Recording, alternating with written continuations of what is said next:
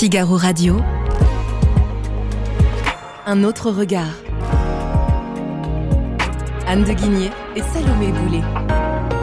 Figaro Radio. Bonjour Anne de Guigné. Bonjour Salomé. Aujourd'hui, dans votre chronique Un autre regard, loin du Moyen-Orient, vous nous emmenez dans le Finistère. Pourquoi ce choix ? Salomé, c'est vrai que l'actualité du Finistère est beaucoup plus paisible que celle du vaste monde, mais j'étais très intéressée par un événement qui s'est passé la semaine dernière dans le Finistère. Alors déjà, pour vous mettre dans le contexte, le Finistère, au-delà d'être le département le plus à l'ouest de la France, a une particularité. Dans ce département, le nombre d'allocataires du RSA, donc de personnes qui touchent le revenu de solidarité active, a diminué drastiquement en quelques années. Depuis 2021, le nombre d'allocataires a baissé de 25% dans le Finistère, et durant les mêmes 4 ans, pour l'ensemble du pays, il y a également une baisse, mais beaucoup plus modeste, de 4%.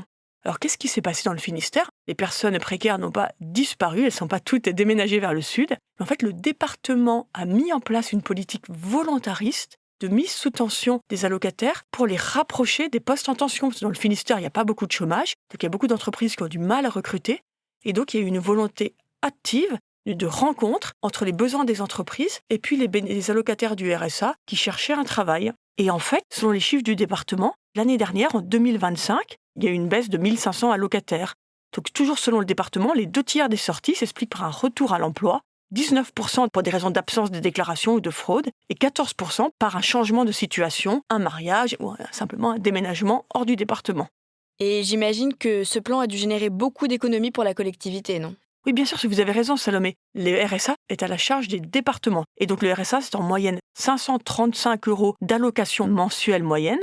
Le président du département, Maël de Calan, qui est d'hiver droite, évoque 29 millions d'économies annuelles depuis 2021, qu'il a réinvesti, dit-il, dans d'autres politiques sociales, notamment un grand plan handicap. Donc le RSA, c'est un gros budget pour l'ensemble de la France. Là, on parlait des chiffres du Finistère, mais pour tous les départements français, le coût du RSA, c'est 12 à 13 milliards d'euros chaque année. Et ce qui est très intéressant dans cette expérience finistérienne, c'est surtout la preuve qu'il est possible pour les collectivités d'engager des réformes profondes dans la sphère sociale et de réaliser des économies. Et est-ce que ce choix politique suscite des remous localement ? Bon, Salomé, vous posez la question parce que vous en doutez. Et évidemment, le RSA, c'est un totem.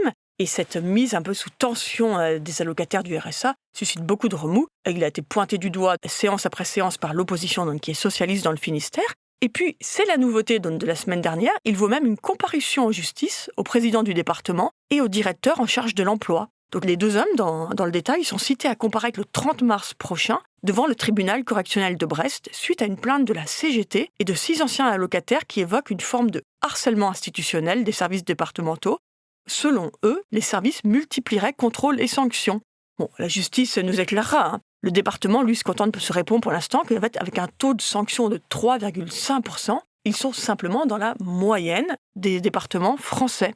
Donc, au-delà des cas particuliers, je trouve que l'action de la CGT illustre une mutation idéologique de la gauche depuis plusieurs décennies qui, en fait, ne défend plus le travail. Une partie de la gauche a renoncé à améliorer le travail et, à défaut, elle concentre ses efforts sur l'accroissement du temps de loisir. C'est-à-dire ? Mais Salomé, c'est très intéressant sur le travail. Il y a eu vraiment un changement de plaque idéologique. Tout le 19e siècle, la gauche défendait le travail face aux capitalistes. C'est la grande idée marxiste, que les personnes qui ont du capital apportaient leur argent dans l'entreprise, tandis que les pauvres apportaient leur travail, et que les pauvres se faisaient exploiter par les capitalistes. Et on voit peu à peu en fait qu'il y a eu un changement d'idée et qu'aujourd'hui, c'est plus la droite qui défend le travail, tandis que la gauche se bat beaucoup plus pour l'idée justement de la diminution du temps de travail. Je pensais à Jaurès, qui était vraiment une des grandes figures du travail, une grande figure socialiste du travail à la fin du 19e, et qui, dans un article célèbre de la Dépêche, en 1889, disait que l'humanité, je le cite, aurait perdu avec le respect du travail, considéré désormais comme l'esclavage indéfini, le respect d'elle-même et de la vie. Donc vous voyez que Jaurès aurait été plutôt du côté du fait que oui, c'était un bien pour des personnes au RSA de retrouver un travail. Évidemment, pas dans n'importe quelle considération, mais ce choix du travail. Et d'ailleurs, il y a eu un grand débat intellectuel en France tout au long du 19e sur la question du droit au travail. Faut-il inscrire ou non un droit au travail ? C'est la Constitution de 1946 qui a tranché. Dans le préambule est écrit « Chacun a le devoir de travailler et le droit d'obtenir un emploi ». Aujourd'hui, on voit bien que nous en sommes loin, parce qu'il y a beaucoup aussi de nouvelles pauvretés qui sont arrivées, mais je trouvais intéressant de rappeler cette double promesse fondatrice, devoir de travailler droit d'obtenir un emploi, alors que la question de la citoyenneté sociale revient de plus en plus forte autour de tous les dispositifs de solidarité. Merci Anne de Guigné. Merci Salomé. Je rappelle que l'on peut retrouver un autre regard sur Figaro Radio, le site du Figaro et sur toutes les plateformes d'écoute. À bientôt.